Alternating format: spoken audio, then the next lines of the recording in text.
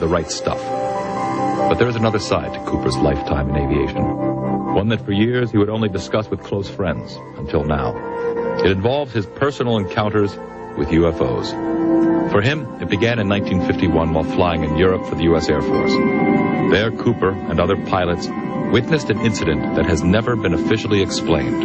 A vast armada of UFOs flying in formation at extremely high altitudes. Recently, Yolanda Gaskin spoke with Gordon Cooper. In this exclusive interview, Colonel Cooper spoke for the first time on television about his encounters with UFOs.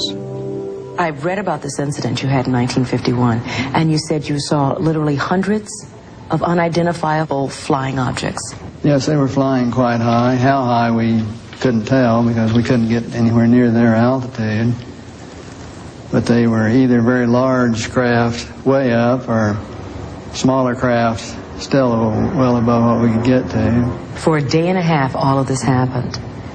But then no one wanted to talk about it. Well, we sent a report forward on it, and the answer that finally came back months later was they were probably high-flying seed pods, which didn't sound very logical. There are always a lot of excuses. There's always weather balloons. I've heard that one before. Oh, yeah.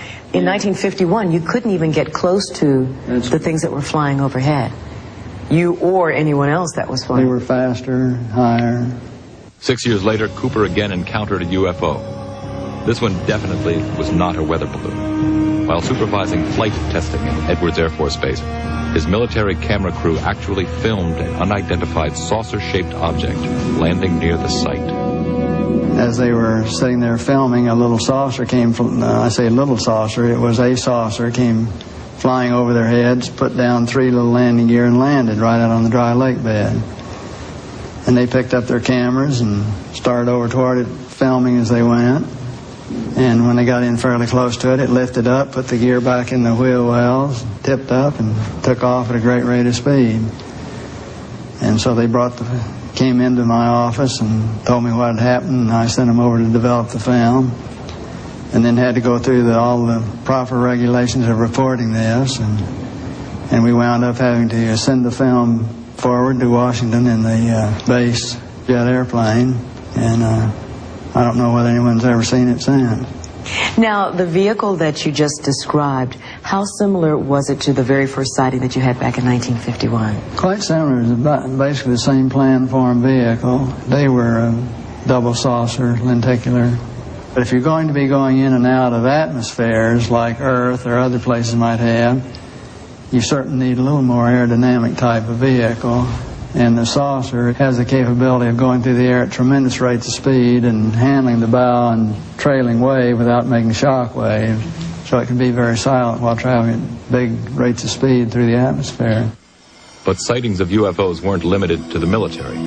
Cooper has commercial airline colleagues who've also seen UFOs. Yes, a friend of mine who's a captain on a major airline at night was flying along, noticed this, suddenly a big glow came off his left wing, and he looked out and this big saucer was sitting right off their wing.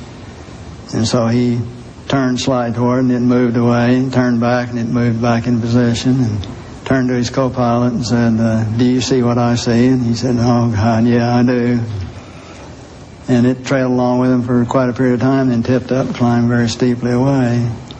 Was on Jim McDivitt's Gemini 7 mission, where they saw this glint of something metallic off in the distance, and he reported it, and nobody had it listed on the ground, so he tried getting a picture of it, but the sun, unfortunately, was glinting off of it so bright. All you got is just a glint.